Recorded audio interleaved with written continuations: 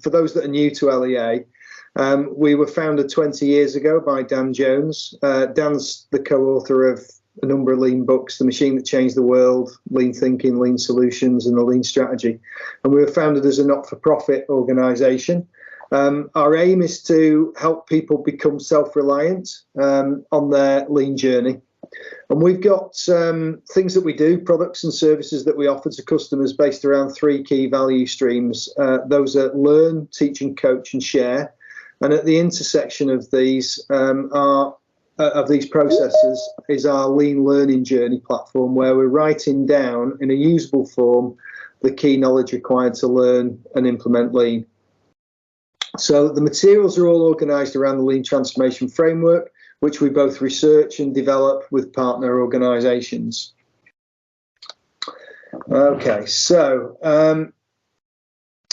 with the introductions out the way, let's move on to today's content. I'm going to explain the background to the development of employee involvement team working and the materials. What we'll then do is we'll discuss our Teach poster concept before providing an introduction to employee involvement team working in terms of purpose, process and people. We'll then take questions, and we then have a run through of how you can use self-assessment with your teams to identify gaps in your team working, and then we'll summarise the session and we'll take any further questions. Okay, so we see lots of people trying to implement lean thinking and practice, and many struggle. Here are some of the most common problems and mistakes that we see when people embark on a lean journey. Of course, the list isn't exhaustive, but we've tried to select the vital few.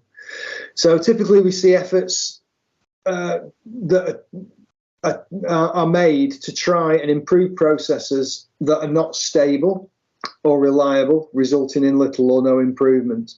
Quite often it's unclear what that performance or standard should be, making any gains quite difficult to measure. Some companies just take the approach of using continuous improvement teams to fly in and implement improvement projects, which in the short term yields a result, but after the team's left are very difficult to sustain.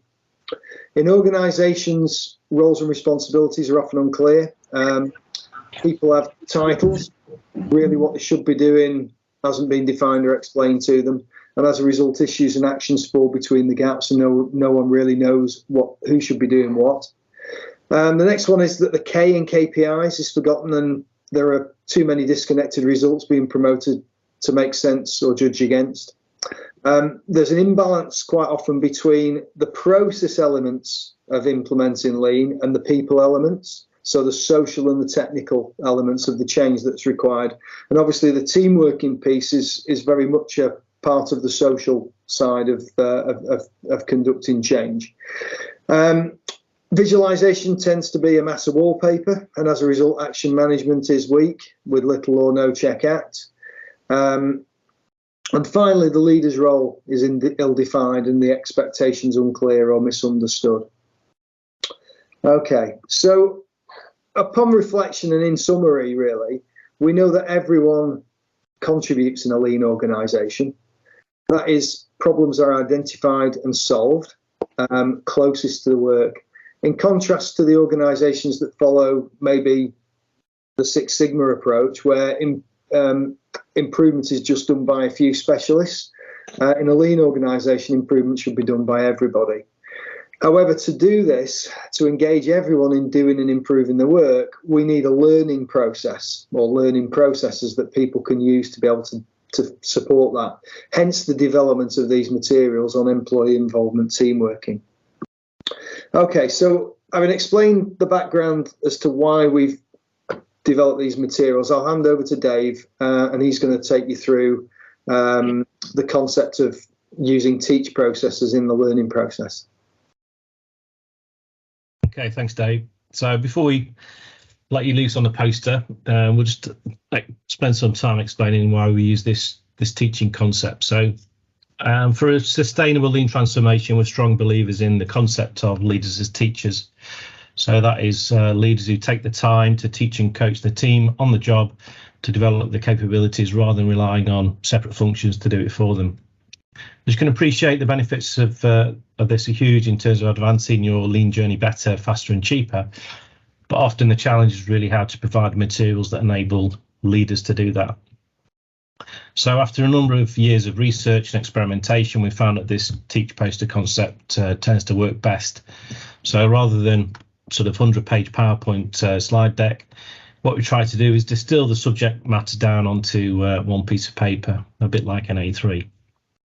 What we've had in terms of feedback is that this is much less daunting actually for leaders to use. Also, it's much more informal than getting people to sit down in a class and look at a projector or LCD screen.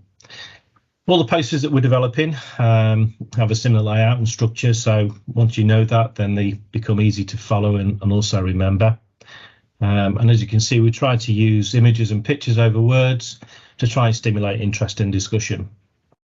What we do though is for each poster we write a facilitation guide. So this covers the important steps, the key points and the reasons why for each of the images. And really this is to assist the leader when they're starting out to teach. And obviously, you know, the poster can be put up in the workspace for future reference rather than sort of being hidden away on some PC somewhere. So shortly we're going to go through the employee involvement team working teach poster. What we do is we always start with the Lean Transformation Framework, or the LTF, and then cover purpose, process and people. So purpose positions the subject and why is it important, process the conditions and considerations required to apply it, and people, the roles and responsibilities required to make it happen. So if we kick off with the LTF and try and think about where does the topic of EI team working fit in, well, just to remind you, the framework consists of 5 dimensions, which all need to be considered for a successful lean transformation. And these dimensions can be asked as a series of questions.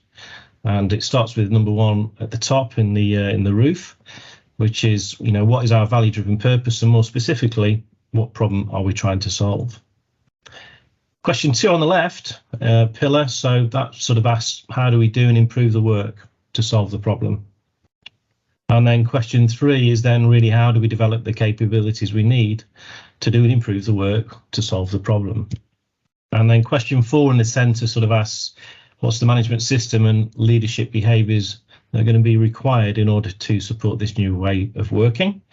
And then finally, question 5, what's the basic thinking and mindset that's really driving this change? So hopefully, as you'll kind of discover, the EI team working journey, or the process that Peter will talk through, actually touches on all of these dimensions in principle. But the topic really describes a method of how to develop teams' capabilities, and therefore really kind of fits into question 3, the pillar on the right, as an overall subject. If you want to learn more about the Lean Transformation Framework, you can visit our website, and there's a short video on there, narrated by John Shook. Okay, so I'm now going to hand over back to Dave, and he's going to get into the purpose of EI team working. Over to you, Dave. Okay, thanks, Dave. Right, okay, so the purpose of employee involvement team working is to enable team members to become self-reliant in problem solving and improvement of the work. To remain competitive, organisations usually need to continuously improve. That means that they must highlight gaps in performance and solve problems to close those gaps. Solving problems both develops the organisation and it develops people. Identifying and solving problems needs to be part of everyone's role, not just specialists. So as Taiichi Ohno said, having no problems is the biggest problem of all. We should therefore actively seek out problems and start digging them up for people to tackle. Clearly, as an organisation, you want to remain competitive, which means highlighting and solving those problems. But in doing that, we have 2 big benefits, and they are to develop the organisation and at the same time to develop your people. Okay, so this picture of the rocket visual, that represents Kennedy's visit to NASA in the late 60s. During the visit, he asked a team member, a guy called Joe Salter, what his role was, to which he replied, I'm helping to put a man on the moon.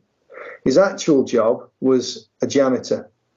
The significance of the story is both the alignment of people around the purpose and also the importance of engaging everyone in the journey.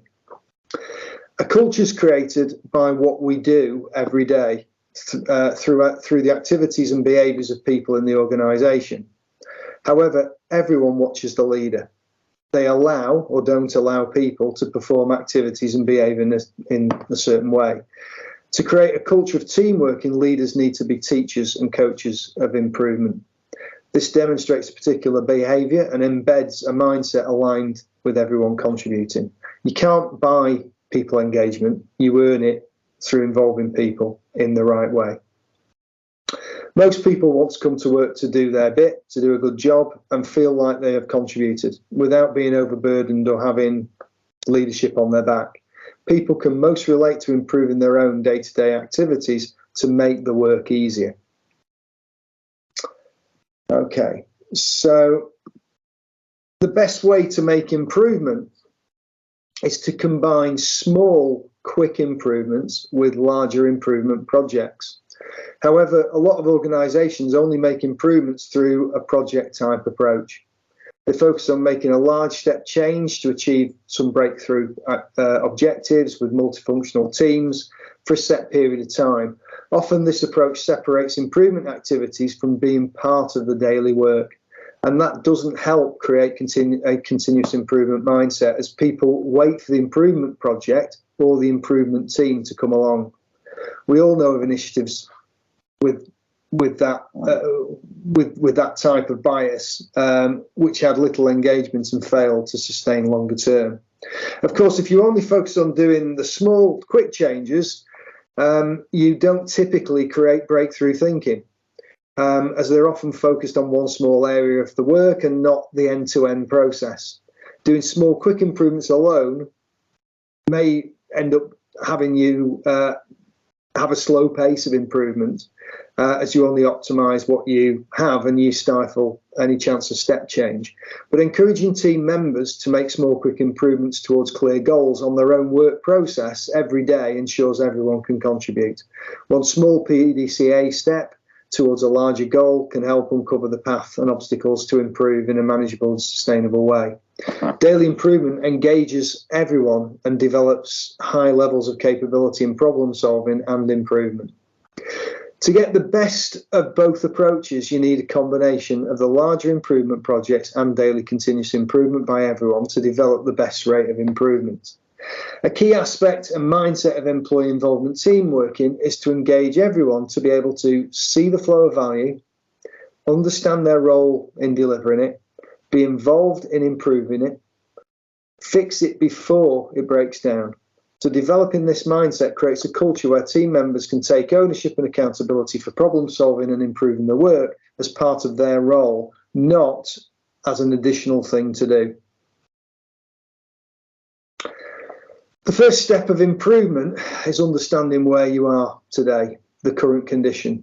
Next, you need to decide what the standard or measurement is that tells you where you should be versus where you actually are.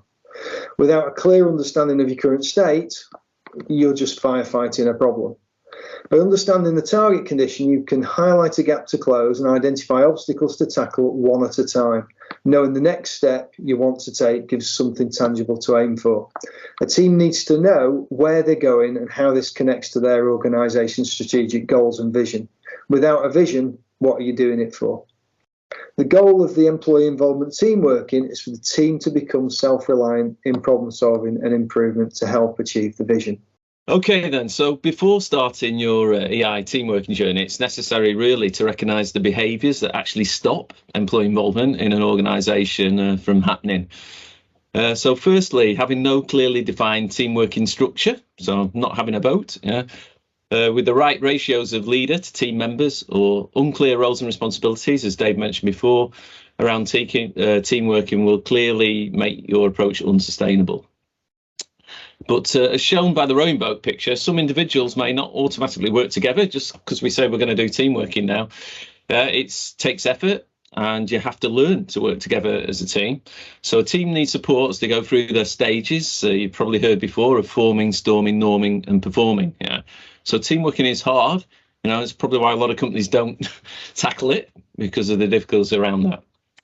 So Leaders then also with organisations that support continuous firefighting tend to be really too busy to make time for root cause problem solving or improvement activities. And this can create a culture where firefighters are recognised for just containing problems and promotes panic and rest rather than capable, stable, repeatable processes. So leaders also with a command and control style only get what they ask for. People just wait to be told what to do. And any creativity and ownership is taken away from people with that style of leadership. So watch out for that. Also, I think the biggest one that I see in most organisations when we go in is the fact that we've got no time to do improvement. It's the most common reason given not to improve. But how will you ever solve problems and achieve your goals if you don't make time to do the activity to achieve them? So you have to make time to do it. So people have the time, though, to react again and again to repeat problems, and that can cause a lot of waste in organisations as well. But they don't allow any time to actually improve or problem solve, so they happen again. Lastly, as Dave mentioned before, overburden is very disrespectful. This promotes mistrust in organisation. It can cause a lot of waste in organisations also. It leads to shortcuts, mistakes, delays, frustration and errors in the work. And I don't know if you've ever heard this, but I've heard it many times before. When you hear a leader say, we must try harder. What the heck does that actually even mean to people? Pushing people harder and harder until they break will not develop a team working culture. Okay, so that's trying to recognise the behaviours that we don't want to have. So what do we need to do to create the right behaviours? Well, here is the EI team working journey shown here is what we've researched and practically developed over the many years. It gives a learning process, as Dave mentioned before, for a leader to involve the team members in developing their own lean team working approach. And the process focuses on developing the capabilities that are necessary and the lean behaviours, the systems, the tools, the roles and responsibilities, and also the management routines to support them. And there are 5 steps on the learning journey, and which I'll go into each one of them and explain a bit more in detail. But before that, however, the success of the learning journey for the team is underpinned by the leaders developing their own people skills first. It starts off by developing the leader's basic understanding of motivation, the different types of behaviours of people, and also their situational leadership style. Then the leaders then can further develop their core people skills of recognition, constructive feedback and coaching. So they can develop them and practice them through what we call design management routines. And we'll talk about that a little bit later on as well. So designing and developing management routines to support team members' work activities is key to the development of capability of a team working culture. It focuses the leaders on applying the right quality and quantity of teaching and coaching, recognition and constructive feedback needed to develop the right team working culture. Okay, so I'm going to go into the steps now. So in step 1, we call this what we call lean fundamentals. And this is taught directly by the leaders to the team. It introduces the team to lean thinking and practice through learning by doing. And it gives some basic understanding on why we need to apply lean and what the benefits are to themselves first and to the organisation and also to your customers, of course. It's a 4-step learning process, and it takes them through step 1, which is understanding, observing and eliminating waste in their work. Step 2 then is how work is made up of value added and non-value added activities. Number 3 then is they're introduced to why lead time reduction is important through understanding and capturing work elements and carrying out a value added versus non-value added flow analysis. And finally, a brief introduction into what employee involvement team working is all about, which is what we're covering with you guys today. This forms the foundation to build on that everybody can be involved in improving the work. Understanding these lean basics helps create the right mindset and thinking to improve. So shown here is the teach poster we have and the facilitation guide we've developed to make it easier for the leaders to teach and coach and the team members engaged in a more sort of fun way of learning. We've developed an online and offline version of this course, and the learning process for team members to follow is supported by the leaders. So next then is step 2, and this focuses on problem solving, as it's the number 1 lean skill needed for across all areas of an organisation. Everybody needs the capability to identify and solve problems scientifically. This ensures they robustly solve problems in their daily work and supports the achievement of organisational goals, as we talked about. So after developing themselves, the leaders need to develop the team members in rapid problem solving, which is a simplified version of A3 8-step problem solving. Rapid problem solving is focused on more day-to-day, low to mid complexity issues that come up in the daily work of team members. Ownership for problem solving should be with the whole team rather than just the team leader, which is what we see in many organisations, unfortunately. We have also developed a learning process and teaching materials for leaders to take the team members through correct learning process and skill levels to become capable of problem solving. The pictures shown on the output are the team members' first rapid problem solving activity using our learning process for skills level 1 to 3. Okay, so going to the next step now. So the next step, step 3, focuses on the team developing a robust performance management system, which is what Dave, I think you were talking about before, asked this question. So this is a system that enables them to monitor the daily work for problems and quickly solve them to get back to standard. So for a performance management system to be effective, the actual key work processes must be clearly defined first. So creating work standards enables the work to be done repeatably, at the right safety, with the right quality, at the right time, the right capabilities and at the right cost. So once you've got work standards in place, then you have a baseline to manage performance to and maintain stability of the daily work processes. So then everybody needs to understand clearly if they're winning or losing on those key work processes. So a designed and visualized process for performance should be in place. So any problems in the processes, performance KPIs can be acted on quickly. A 10 to 15 minute review should be allocated to understand performance and managing the problem solving actions to close the gap. The review needs to be focused on managing the problem solving actions through PDCA, not actually doing the problem solving. This should be done as part of the daily work. Just reviewing process performance KPIs is pointless, and unfortunately I see that in many organisations as well, without driving the problem solving actions, as the gaps will not be closed and the problems will keep on repeating. As shown in the pictures, a good PM system is iteratively developed with the team members and not doing it to them, but owning its development together. The Teach, Post and Facilitation Guide we've developed enables leaders and their teams to address the 5 critical elements that make up a good, robust performance system. Okay, so next step then is step 4. The team then moves on to develop an improvement management system. This enables them to prioritise and carry out their improvement activities to achieve a higher standard. Improvement activities need time to be planned and implemented and are aligned around those longer-term organisational goals objectives that we talked about before. Organising improvement activity needs to be planned, tracked and visualised around meeting those goals that have been deployed and made relevant to their own work processes. The team needs regular, dedicated EI time to do problem solving and progress large and small continuous improvement actions. Without investing time, nothing's going to change. With regular activity, team members can quickly develop a Kaizen mindset to continually challenge the way the work is done. Improving the work and developing capability should be done at the same time. So team members need to be developed in the appropriate lean tools and methods, such as standardized work and Kaizen and 5S, etc. Using a team skills matrix, the leaders should plan the development of the necessary skills around the problems they're trying to solve as they situationally come up to the team. However, for team members to become fully capable, it takes time and needs the constant support and direct leader teaching and coaching them, recognising and giving them constructive feedback through well-defined management routines. So we're continually developing new learning processes and teaching materials in many lean tools and techniques. Our materials are designed, as Dave explained before, so leaders can teach and coach them to team members through the different skill levels and situationally apply them to different problems they have, rather than sheep dipping everybody through classroom training. The pictures shown on the output there, sorry Luke, just go back one bit. Yeah, the pictures shown on the outputs there are for team members and activities around developing standardized work in Kaizen.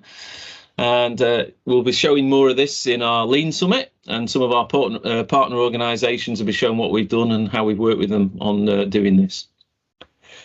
Okay, so Luke, so the last step on the Lean journey then is focuses on the team completing an EI team assessment. This helps the team members to assess themselves on their own lean learning journey and understand what gaps they have in achieving the goal of becoming self-reliant. The self-assessment is carried out by the whole team and gives a description of 5 levels of progression from starting through to excelling at EI team working activities. We'll cover the self-assessment in a bit more detail, and Dave will explain that later on.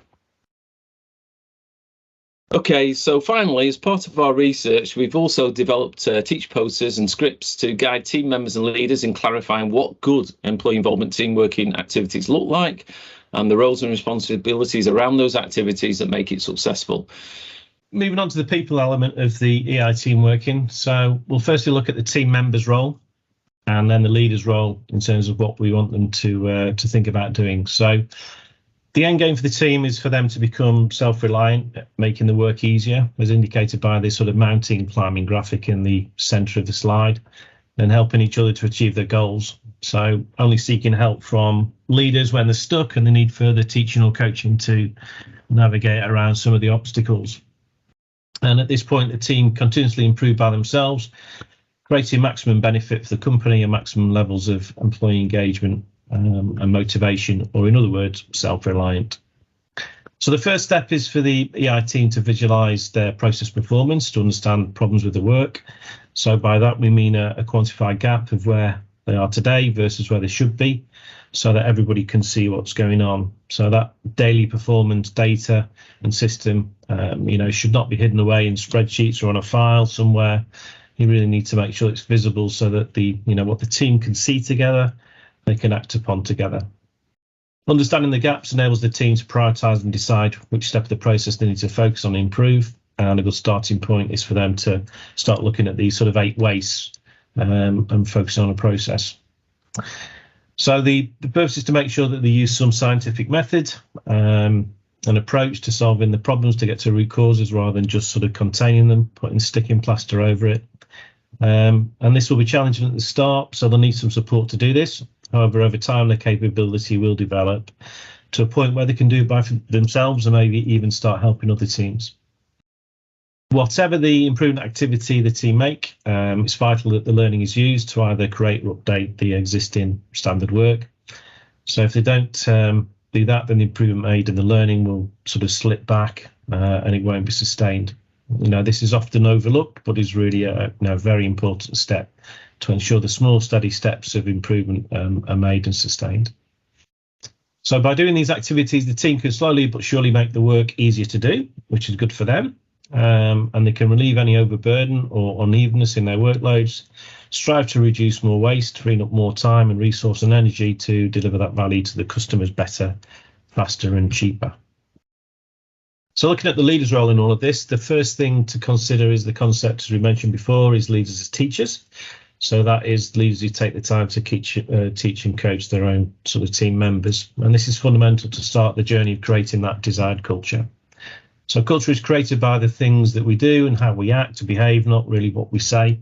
And those behaviours start with the leadership. So the leaders need to start by teaching their members the fundamentals of lean, what it is, and also the journey for the employee involvement that they're going to make together. Defining the key processes is the next step so that everybody understands their role and contribution in flowing that value to the customer.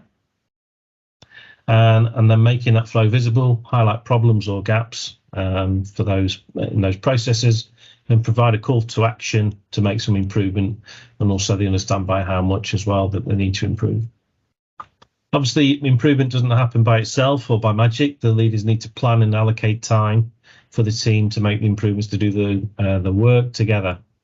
This time and the activities undertaken are key to unlocking those hidden talents of the team members and achieving true employee involvement by helping them to solve the problems. Sustainment, as we mentioned, is always a challenge. So leaders need to make time to go and see at the workplace how their teams are doing. And the method to do this is really what we call management routines. So making the invisible work of leaders visible. So management routines are a system or a way of working that gives structure to verify that process performance and also people's behaviours to the desired conditions or expectations. So by making this routine visible, sends a message to the team that what the leader wants to do is important, but also gets the leader to hold themselves accountable to doing it. and it enables the work for leaders to be more focused, visible, systematic, and repeatable. The routine also acts as a trigger for the core leadership skills that Pete mentioned, in terms of recognising great work that's done by the team, offering teaching and coaching to support their activities, or constructive feedback when the behaviours are not meeting the desired expectations. And finally, these routines need to be put in place at each level of the organisation to make sure that we've got the right direction and alignment through the hierarchy. So that kind of covers the people aspects. What we'll do is move on to the assessment, and then I'll hand over to Dave to wrap up and summarise with sort of any questions that you've got. So we're going to focus on the EI assessment, which is sort of step 5 in terms of the process that Peter mentioned. So step 5 is where the team self-assess and challenge themselves on how good they are at their employee involvement working activities using a document. So this enables the team to self-reflect and understand what they need to do in terms of achieving that goal of becoming self-reliant.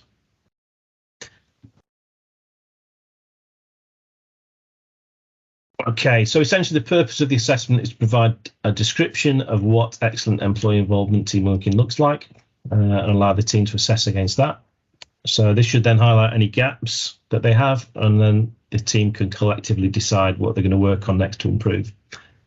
The criteria is arranged in a matrix with 5 levels of progression down the left, so from starting through to excelling. And there's also 6 topic headings of roles and responsibilities, problem solving, performance management, improvement management, skills development, and assessment and CI planning. So the idea is the team, along with the leader, review and sit down together to look at the criteria and discuss whether they're meeting them or not. When they don't, they should stop at this point, because that determines what level of progression they're achieving in each of the topics. And then they need to have a debate and discussion about what they're going to work on next. So the assessment should be conducted by what we call the natural work team, or those people that naturally work together, and ideally should be between 5 and 9 people. So of course this depends on your organisation structure, but what we found is that anything less than 5, it's difficult for the group to function as a team. But then if you get into sort of double digits, it's then challenging for the leader to be managing those people effectively.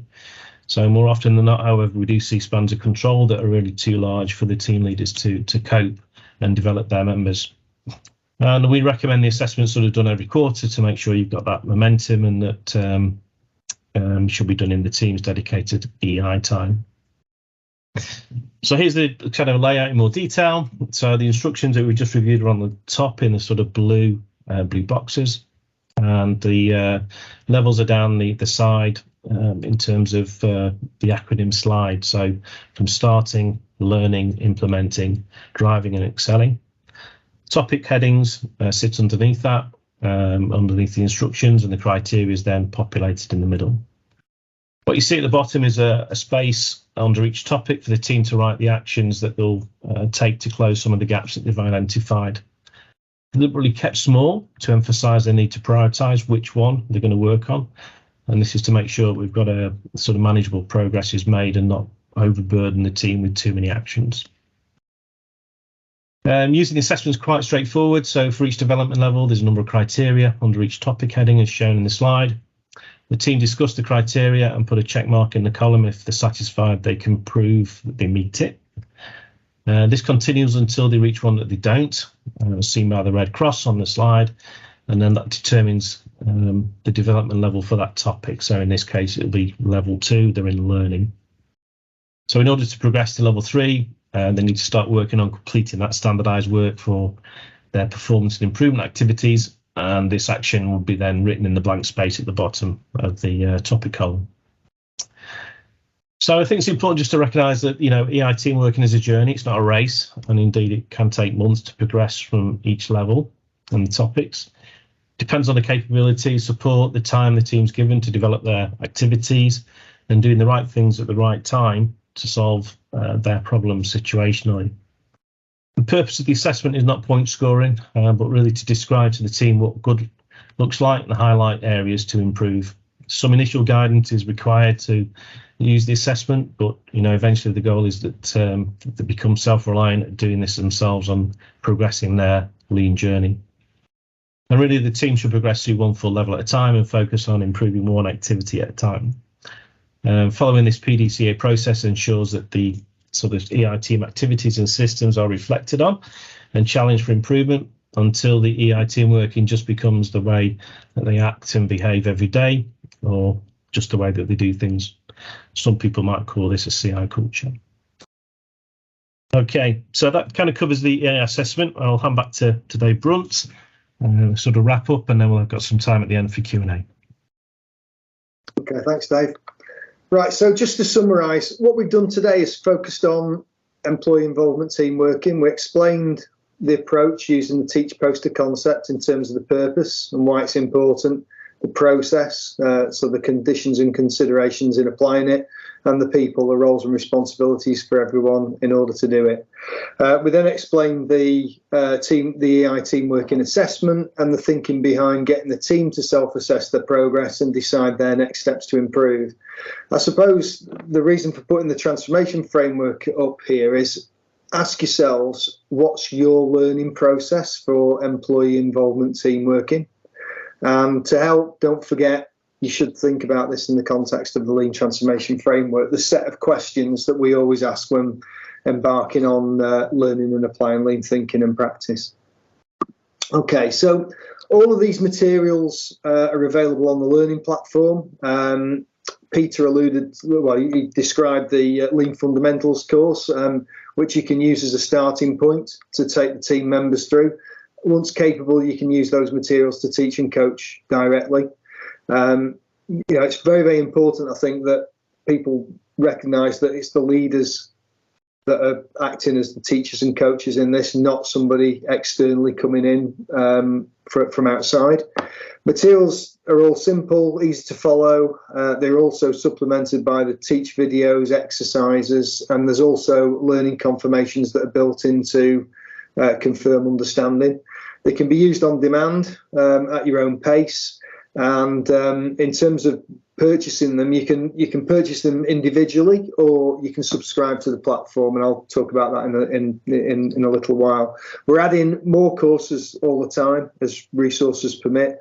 Being not for profit, we use the revenue from the platform actually to make investments in the next set of materials and buy time to be able to develop those, so that everybody can learn for themselves how to create and deliver better value, better, faster and cheaper, whatever industry you're in.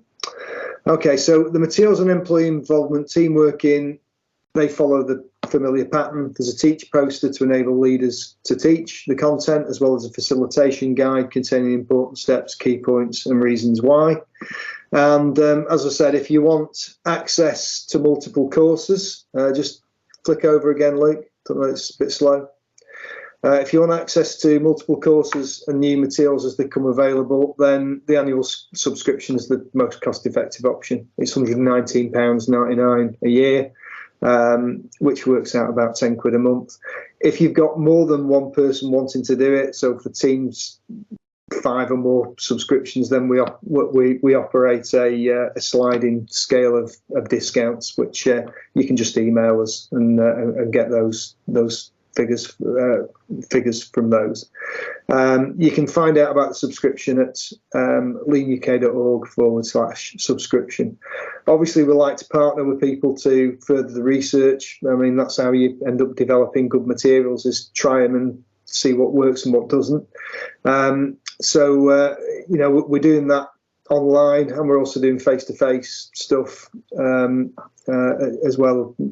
Back doing that again now, and we're incorporating the online platform in that work. So that's proving really useful for us as part of the learning journey, and also useful for the companies that we're working with. So if you'd like to learn more about that, again, contact us on the usual email. One last add is that we will host a UK summit in November. I know Michael keeps asking when it will be. We're just going round in circles in terms of getting a venue, but stay tuned. We're working on the venue. We're working on the content as we speak. So. And don't forget to subscribe to our YouTube channel for the latest lean content.